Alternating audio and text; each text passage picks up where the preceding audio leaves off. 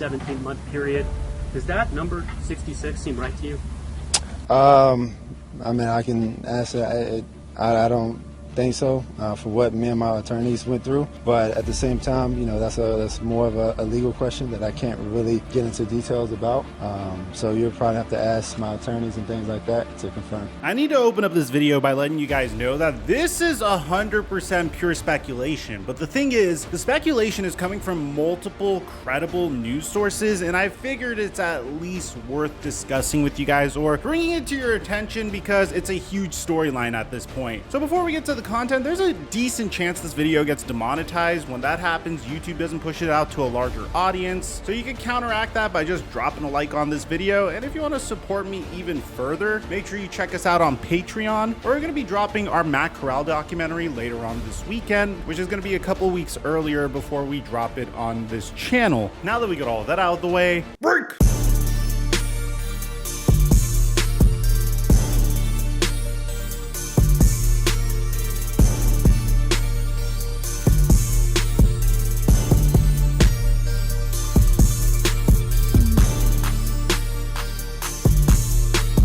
When you're making your decision year by year, does it ever matter about the offensive personnel or what that offense looks like before you make that decision? It did this year. But I told her I was all about where my boy Deshaun was going. Just talked to him. I said, I played well. He kept us off the field a lot. I was like, whenever you go out, I know you're going to beat us off the field. You put up a lot of points. Put us in rushing situations instead of having to stop and run all the time. I just wanted to go play with him and see what I can do.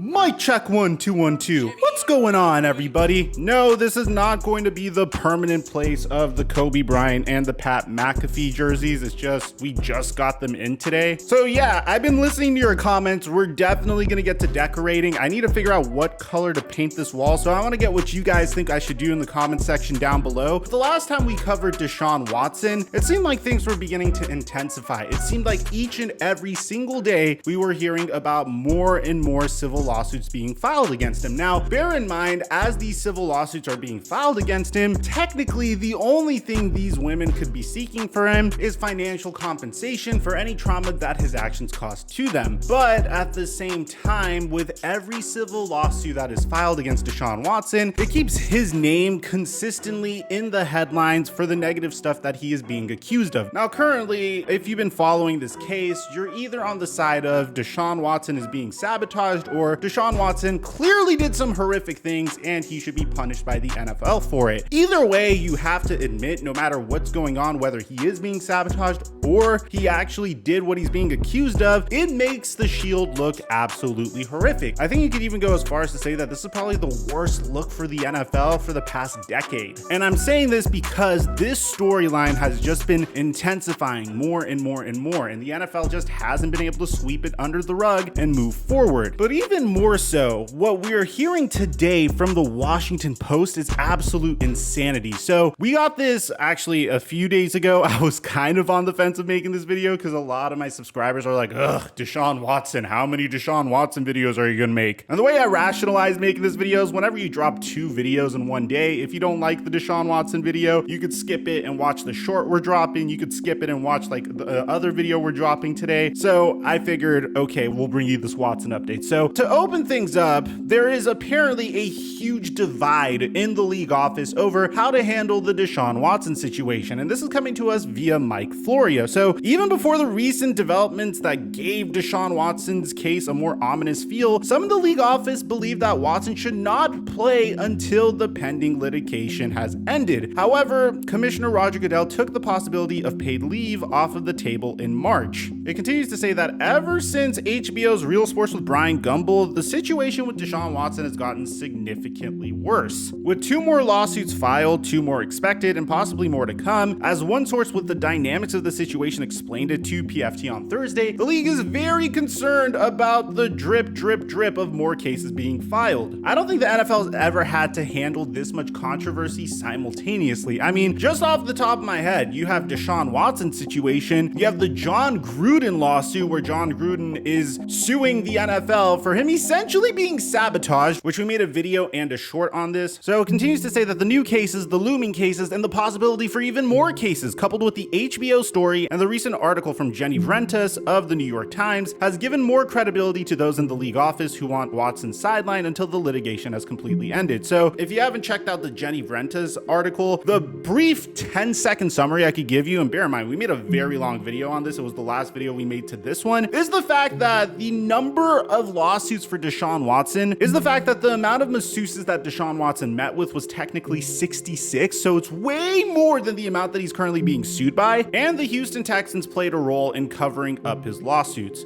17-month period. Does that number 66 seem right to you? I mean, I can answer. I don't think so for what me and my attorneys went through.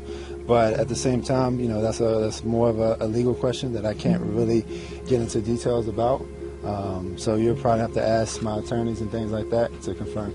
So I'm just going to say point blank, I don't think there's any way, shape, or form that you can wait until pending litigation has ended for Deshaun Watson in order to allow him to play again. I understand the rationale at this point because obviously if you're the NFL, it's a horrible look to consistently have lawsuits coming out about Deshaun Watson and at the same time him being the highest earner in the entire NFL. Could you just imagine a world, and this could very well happen, where Deshaun Watson takes the Cleveland Browns to the Super Bowl and at the same time, during the biggest event of the NFL season, during their most highly monetized event of the season, Deshaun Watson is consistently having more and more civil lawsuits and more articles being written about him. And again, whether you think he's done what he's accused of or you don't, you have to admit it's a horrific look for the NFL. It could result in the NFL losing fans. So this is one story that we got about this situation, and I don't think it's reasonable, but the main story we got is way more significant. So I actually paid to get this article for you guys from the Washington Post. So I'm going to show you some excerpts of it. The article says that the NFL will argue for significant suspension of Deshaun Watson. So the NFLPA is actually preparing for Deshaun Watson to have a very lengthy suspension. And bear in mind, we've heard in the past that the NFL might be taking influence. This is via Josina Anderson from the Trevor Bauer situation in the MLB. Now, I'm not really familiar with that situation, but Trevor Bauer got a significant punishment despite him not necessarily getting a huge legal punishment. He is not able to play baseball for 2 seasons. So according to multiple people that are familiar with this case, the NFL is going to argue that Cleveland Browns quarterback Deshaun Watson should receive a significant suspension for violating the league's personal conduct policy. Now, the league will probably seek a suspension of 1 full season for Watson. A person on Watson's side of the case said on Friday. A person familiar with the league's view of the case cautioned to be careful about specifying a precise length at this point for the suspension that the NFL will seek. But that person also said significant would be the proper term. So Watson faces 24 active civil lawsuits by women accusing him of misconduct. The allegations include making inappropriate comments, exposing himself, forcing his Johnson on women's hands during massage therapy sessions, and Watson and his attorney, Rusty Hardin, have vehemently denied the allegations. 2 grand juries in Texas declined to charge Watson with a crime, and the NFL is preparing to present the findings of its investigation to a former U.S. district judge who is the disciplinary officer jointly appointed by the league and the NFL Players Association under the conduct policy. Her name is Sue L. Robinson. The league hopes the entire disciplinary process, including the resolution of any potential appeal to NFL Commissioner Roger Goodell or a person designated by him, is completed by the start of training camp, a person with knowledge of the matter said, and the Browns are scheduled to open training camp by July 27. So what do I think about this? Do I think a year could be likely for Deshaun Watson? Do I think a year is fair? I mean, this isn't necessarily something about what's fair and what's not fair. It's about what the league can do to help protect the shield from a marketing perspective, to ensure that people aren't alienated by the way that the NFL decided to handle this situation. So in these types of scenarios, I could understand why you should be more strict than not strict in handling the matter. But if Deshaun Watson does get suspended for an entire year, that is such a brutal blow to the entire Cleveland Browns. That looks so bad on behalf of the Cleveland Browns front office. I mean, you have Baker Mayfield going into his final season under contract with a $20 million